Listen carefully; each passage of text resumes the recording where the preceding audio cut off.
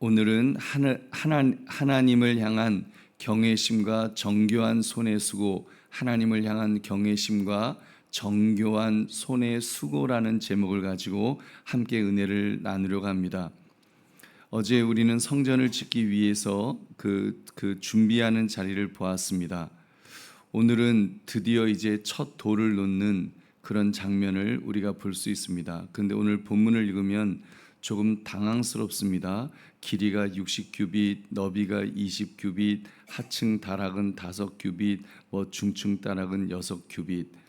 성경이 이렇게 굉장히 자세하게 그 규모, 그 크기까지 다 기록해 두었는데 왜 이렇게까지 자세하게 기록해 두었을까요? 우리는 이렇게 생각할 때가 많습니다. 하나님을 위한 일이라면 마음만 뜨거우면 되는 것 아닙니까? 기도하고 시작했으면 나머지는 다 하나님이 알아서 해주시지, 알아서 다 하실 텐데 우리가 그렇게 신경 쓸 것이 있나? 여러분, 근데 오늘 본문은 구체적인 공사 준비를 보여주고 있습니다. 그래서 치수를 적고 구조를 적고 있고 공사하는 방식까지 아주 자세하게 적고 있습니다. 여러분, 이것이 바로 오늘 말씀을 이해하기 위한 중요한 단서라고 생각합니다. 여러분, 그러므로 오늘 말씀 하나님을 향한 경외심과 정교한 손의 수고, 이 제목을 가지고 하나님을 경외하는 마음이 우리의 손과 일하는 방식에서 어떻게 드러나야 하는지를 묵상하는 이 새벽 되시기를 주님의 이름으로 축원합니다. 세 가지를 살펴보겠습니다. 첫째, 우리의 섬김은 하나님의 구원하신 은혜에서, 우리가 하나님을 섬길 때는 하나님이 우리를 구원하셨다고 하는 그 은혜에서 시작되어야 한다는 사실입니다. 우리 1절 말씀, 1절을 같이 읽겠습니다. 시작. 이스라엘 자손이 애굽 땅에서 나온 지 480년이요 솔로몬이 이스라엘 왕이 된 지 4년 15월 곧 둘째 달에 솔로몬이 여호와를 위하여 성전 건축하기를 시작하였더라. 아멘. 성경은 이 성전의 첫 삽을 어디부터라고 지금 셈하고 있습니까? 솔로몬 왕 4년이라고 이렇게 말하기 전에, 여러분, 성경은 그보다 먼저 이렇게 셈을 하고 있습니다. 이스라엘 자손이 애굽 땅에서 나온 지 480년이다. 애굽에서 나온 지 480년임을 먼저 말씀하고 있습니다. 무슨 뜻입니까? 이 성전은 솔로몬의 왕궁에서 시작된 것이 아니라는 뜻입니다. 애굽의 종살이에서 백성을 건져내신 하나님의 손에서 시작되었다는 것을 지금 보여주고 있습니다. 성전이 무엇입니까? 성전은 하나님이 자기 백성 가운데 거하시는 집입니다. 그래서 광야에서부터 하나님은 백성 가운데 거하시려고 성막을 짓게 하셨죠. 그리고 이 성전은 성막 다음으로 성막에서 이어지는 그런 하나님의 집인 것입니다. 그러니까 우리가 오늘 이 말씀을 보면서 순서를 잘 붙들 수 있기를 바랍니다. 여러분, 그 순서를 보시면 출애굽, 즉 구원이 먼저였습니다. 성전, 즉 집은 그 다음이었다는 것입니다. 언제나 하나님은 무슨 일을 할 때든지 이 순서를 잊지 않으십니다. 늘 이 순서를 강조하십니다.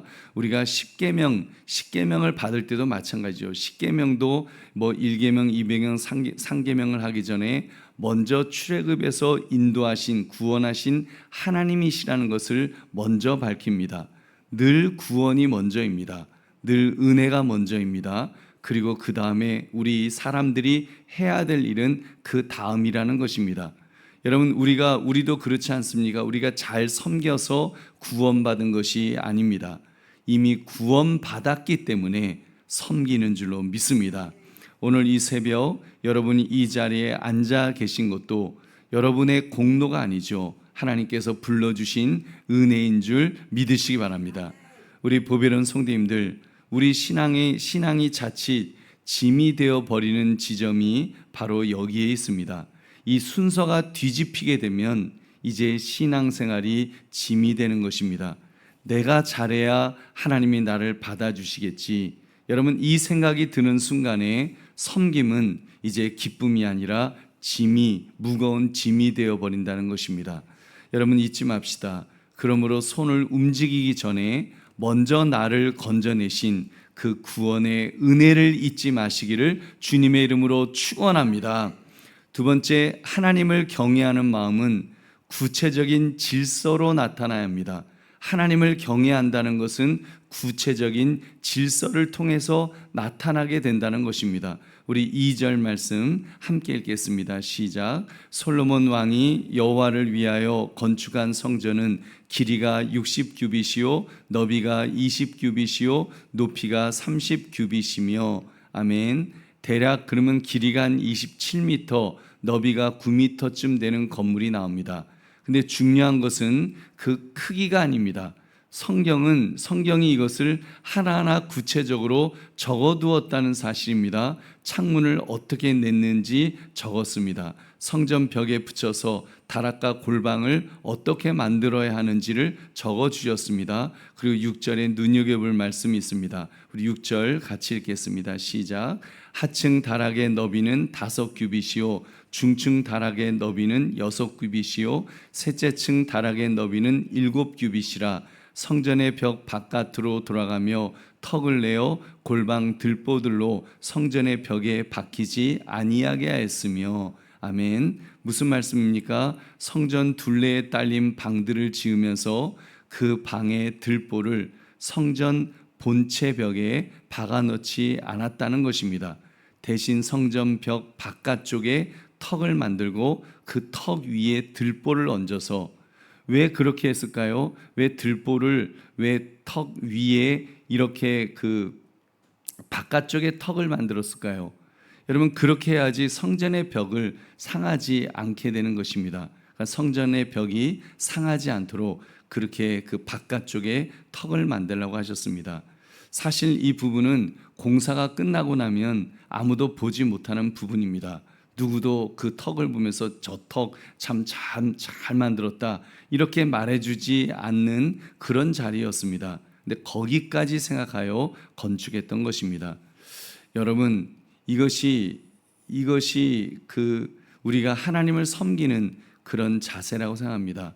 경외란 감탄이 아닙니다. 와 하나님 이게 아니라 하나님을 향한 경외는 하나님의 것을 함부로 다루지 않는 태도에서 드러나는 줄 믿으시기 바랍니다. 여러분 우리가 공사하고 나면 그런 부실 공사하는 데가 그런다고 하지 않습니까?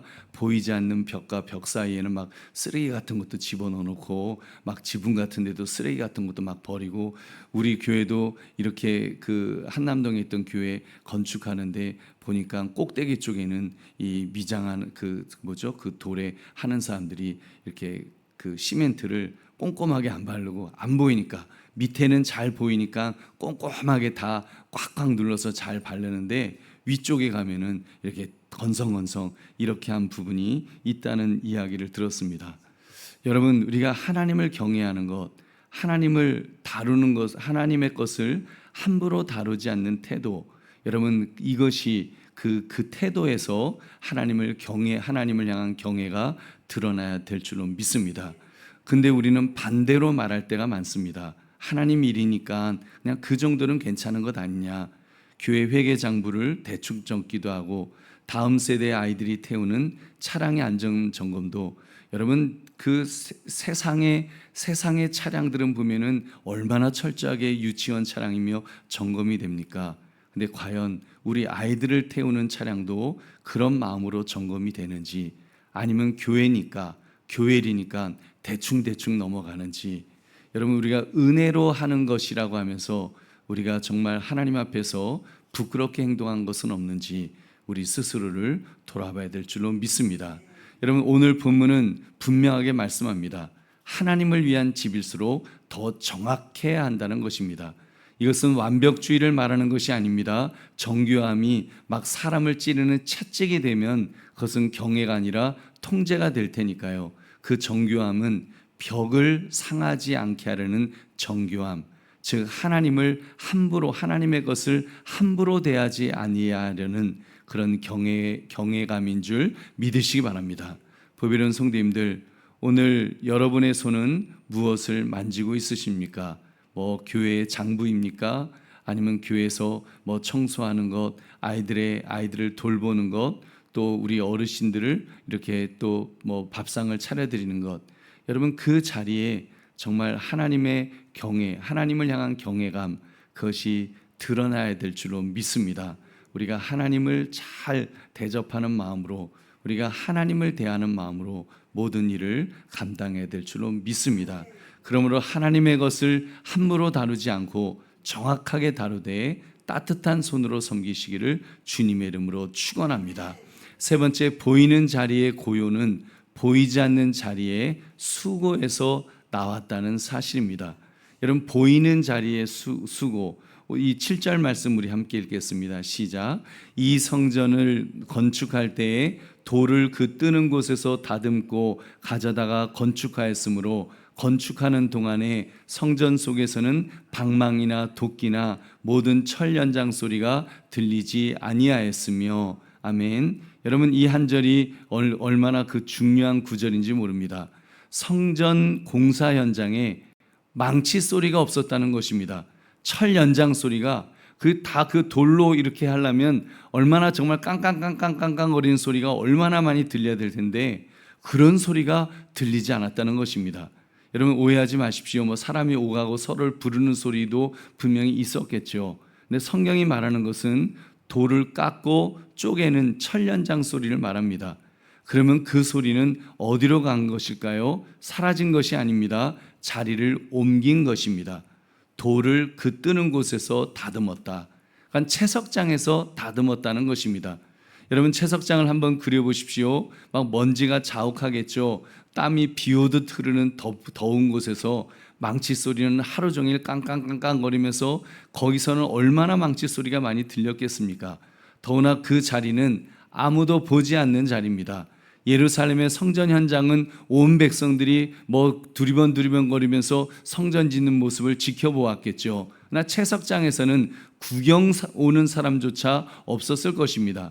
근데 바로 그 보이지 않는 자리의 수고 때문에, 정말 그곳에서 땀을 흘리면서 수고한 것 때문에 성전 현장이, 성전을 짓는 현장은 조용할 수 있는 줄로 믿습니다.